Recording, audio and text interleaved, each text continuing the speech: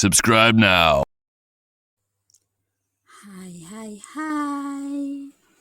Apa kabar adik-adik? Baik, kakak berharap kalian semua dalam keadaan sehat ya. Nah, kakak ucapkan selamat nih untuk adik-adik yang sudah masuk liburan pada semester pertama. Adik-adik, kali ini kakak akan membagikan materi tentang tematik kelas 5, yaitu di tema 1, organ gerak hewan dan manusia. Subtema 1, organ gerak hewan, dan pembelajarannya adalah pembelajaran ke-1. Nah, penasaran dengan materi yang nanti akan kakak sampaikan? Ayo, mari sama-sama kita pelajari. Nah, adik-adik yang hebat, perhatikan kelinci yang sedang melompat berikut ini. Hari Minggu adalah hari libur sekolah. Namun demikian, menurut Edo, hari Minggu bukanlah hari yang dilewatkan begitu saja. Sejumlah rencana telah ia persiapkan, mulai dari memenuhi ajakan Beni untuk berenang, menemani Lani membeli buku, hingga pergi ke kandang kelinci. Dari sejumlah rencana tersebut, Edo lebih memilih untuk pergi ke kandang kelinci.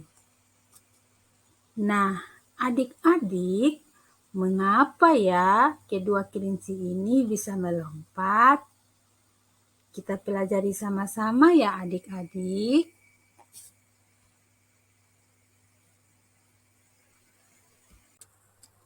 Di sini ada percakapan Edo dan Ayah. Pak, lucu ya kelinci-kelinci itu. Bulunya tebal dan gerak-geriknya lincah. Kenapa kelinci bisa meloncat dan berlari dengan lincah seperti itu ya? Tanya Edo. Lalu Ayah menjawab, benar, kelinci dapat bergerak lincah karena didukung oleh organ-organ geraknya. Pada dasarnya, organ gerak kelinci serta hewan lainnya hampir sama loh dengan organ gerak manusia. Nah, ayo kita pelajari bersama-sama ya adik-adik tentang organ gerak. Di sini Edo berkata, tanpa organ gerak kita tidak bisa melakukan kegiatan apapun. Kita tidak bisa bergerak adik-adik tanpa organ gerak di tubuh kita maupun hewan. Nah, adik-adik, perhatikan nih, mengapa kita bisa berlari, berjalan, lalu burung bisa terbang, harimau bisa berlari, kelinci bisa melompat, dan sebagainya. Ya, karena di dalam tubuh kita ada organ gerak. Nah, kita baca bersama yuk bacaan ini. Organ gerak manusia dan hewan. Salah satu ciri dari makhluk hidup adalah bergerak. Secara umum, gerak dapat diartikan berpindah tempat atau perubahan posisi sebagian atau seluruh bagian dari tubuh. Makhluk hidup akan bergerak apabila ada rangsangan yang mengenai sebagian atau seluruh bagian tubuhnya. Gerak pada manusia dan hewan menggunakan organ gerak yang tersusun dalam sistem gerak. Organ gerak berguna untuk berjalan, berlari, melompat, meloncat, memegang, menggali, memanjat, berenang, dan sebagainya. Nah, adik-adik, organ gerak pada hewan dan manusia memiliki kesamaan loh. Alat-alat gerak yang digunakan pada manusia dan hewan ada dua macam, yaitu alat gerak pasif berupa tulang dan alat gerak aktif berupa otot. Kedua alat gerak ini akan bekerja sama dalam melakukan pergerakan. Kerjasama antara kedua alat gerak tersebut membentuk suatu sistem yang disebut sistem gerak. Tulang disebut alat gerak pasif karena tulang tidak dapat bergerak dengan sendirinya loh. Tanpa adanya alat gerak aktif yang memengaruhi tulang, maka tulang-tulang pada manusia dan hewan akan diam dan tidak dapat membentuk alat pergerakan yang sesungguhnya. Walaupun merupakan alat gerak pasif, akan tetapi tulang mempunyai peranan yang besar dalam sistem gerak manusia dan hewan. Otot disebut alat gerak aktif karena otot memiliki suatu senyawa kimia yang membuatnya dapat bergerak. Pada saat otot yang menempel pada tulang bergerak, otot tersebut akan membuat tulang bergerak. Nah, akhirnya kita bisa bergerak, berpindah tempat, berjalan, berlari, hingga kita juga bisa berenang dan lain sebagainya. Adik-adik, itu tadi ya bacaan organ gerak manusia dan hewan. Nah, dalam teks yang berjudul Organ gerak manusia dan hewan terdiri atas 5 paragraf ya. Nah, masing-masing paragraf tersusun dari ide atau gagasan pokok ditambah dengan kalimat-kalimat pengembang. Apa itu ide pokok dan kalimat pengembang? Kita cari tahu sama-sama ya. Nah, ide pokok adalah gagasan yang menjadi dasar sebuah paragraf. Ide pokok disajikan ke dalam bentuk kalimat utama. Kalimat utama yang memuat ide pokok ini biasa berada di awal paragraf, di tengah paragraf, atau di akhir paragraf. Nah, adik-adik, di kelas 4 kalian sudah belajar tuh tentang ide pokok. Contoh pada paragraf pertama, ide pokoknya adalah salah satu ciri dari makhluk hidup adalah bergerak. Untuk kalimat pengembangnya adalah secara umum gerak dapat diartikan berpindah tempat atau perubahan posisi sebagian atau seluruh bagian dari tubuh makhluk hidup. Nah, dalam kalimat selanjutnya pada paragraf pertama itu semuanya adalah kalimat pengembang. Adik-adik, berdasarkan informasi tadi, mari kita temukan ide pokok dan kalimat pengembang dari masing-masing paragraf. Misalkan di paragraf 2, ide pokoknya gerak pada manusia dan hewan menggunakan organ gerak yang tersusun dalam sistem gerak. Kalimat pengembangnya apa? Kalimat pengembangnya terdapat pada kalimat berikutnya.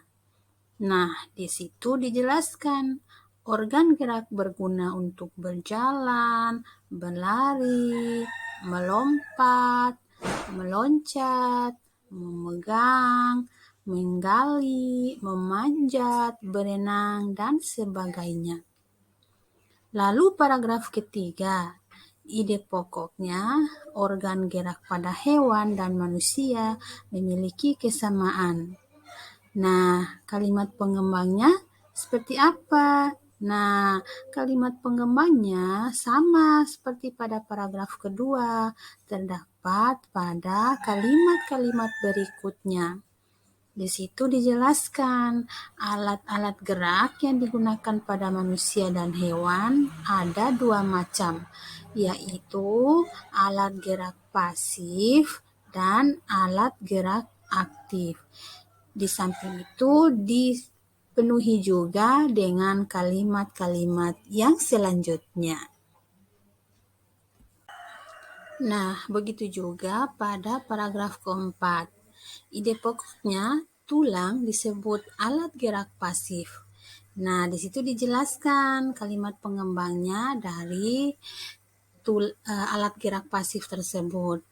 Dan pada penjelasan itu, tanpa adanya alat gerak aktif yang memengaruhi tulang, maka tulang-tulang pada manusia dan hewan akan diam dan tidak membentuk alat pergerakan yang sesungguhnya. Dan sambil diikuti pada kalimat yang selanjutnya. Begitu juga pada paragraf kelima, otot disebut alat gerak aktif. Di situ dijelaskan kalimat selanjutnya adalah pada saat otot yang menempel pada tulang bergerak, otot tersebut akan membuat tulang bergerak. Itulah yang disebut dengan kalimat pengembangnya. Nah, adik-adik, kakak berharap kamu sudah paham tentang bagaimana menentukan ide pokok disertai dengan kalimat pengembangnya. Nah, adik-adik, kembangkan ide-ide pokok berikut menjadi sebuah paragraf. Nah, adik-adik, contohnya ada ide pokok yang terkait dengan organ gerak terdiri atas dua macam. Jadi di sini tinggal kita kembangkan nih terkait dengan organ gerak terdiri atas dua macam tersebut. Misalkan, organ gerak manusia dan hewan terdiri atas dua macam. Ada organ gerak pasif, yaitu tulang. Ada juga organ gerak aktif, yakni otot. Tulang dan otot memiliki fungsi masing-masing dalam sistem gerak manusia dan hewan. Jadi, tinggal kita kembangkan ide pokok yang sesuai dengan yang tertulis. Jadi bisa dikembangkan adik-adik. Dan yang kedua, ide pokoknya adalah organ gerak banyak sekali fungsinya. Jadi dari ide pokok tersebut bisa juga kita kembangkan seperti ini. Organ gerak banyak sekali fungsinya. Dengan organ gerak, kita dapat melakukan gerakan-gerakan dalam kegiatan sehari-hari. Misalnya, berlari, berjalan, melompat, memanjat, memegang, berenang, menggenggam, menoleh, dan lain-lain. Contoh yang ketiga, ide pokoknya, tanpa organ gerak, manusia tidak dapat bergerak. Dari ide pokok tersebut, kita bisa kembangkan terkait dengan yang berhubungan dengan kalimat tanpa organ gerak, manusia tidak dapat bergerak. Contohnya, tanpa organ gerak, manusia tidak akan bisa melakukan gerakan apa-apa. Manusia tidak akan bisa melakukan aktivitas sehari-hari. Hal tersebut dikarenakan organ gerak adalah sistem yang meneruskan perintah dari otak dalam mengendalikan gerakan-gerakan, baik gerakan-gerakan spontan karena adanya rangsangan dari otak dan gerakan yang sudah terencana. Nah, adik-adik yang hebat, kamu sudah berhasil menemukan ide pokok dari masing-masing paragraf bacaan mengenai organ gerak manusia dan hewan. Nah, sekarang coba diskusikan dengan temanmu tentang ide pokok suatu bacaan. Apa saja yang didiskusikan? Mari coba kita lihat sama-sama. Misalkan di sini yang didiskusikan adalah yang pertama pengertian ide pokok bacaan. Yang kedua, fungsi ide pokok bacaan. Dan yang ketiga, cara menentukan ide pokok bacaan. Kita mulai dengan yang pertama, terkait pengertian ide pokok bacaan. Misalkan, apa sih pengertian ide pokok bacaan? Ide pokok bacaan adalah ide atau gagasan yang menjadi pokok atau dasar pengembangan sebuah paragraf. Ide pokok terdapat pada kalimat utama. Yang kedua, fungsi ide pokok. Dari fungsi ide pokok ini yaitu menjadi dasar pengembangan paragraf. Lalu bagaimana cara menentukan ide pokok bacaan? Yaitu kita bisa membaca kalimat dalam paragraf satu demi satu, menentukan inti dari paragraf tersebut. Inti paragraf itulah yang disebut ide pokok atau pikiran utama. Ide pokok ini bisa berada di awal paragraf, di tengah paragraf, atau di akhir paragraf. Nah, ini bisa kalian diskusikan dengan teman-teman kalian. Demikian adik-adik pembahasan kita terkait dengan materi tematik kelas 5 khususnya pada tema 1 organ gerak hewan dan manusia, subtema 1 organ gerak hewan dan pembelajaran ke-1. Nah, adik-adik sampai ketemu lagi dengan pembelajaran kakak selanjutnya ya. Assalamualaikum warahmatullahi wabarakatuh. Sampai jumpa adik-adik.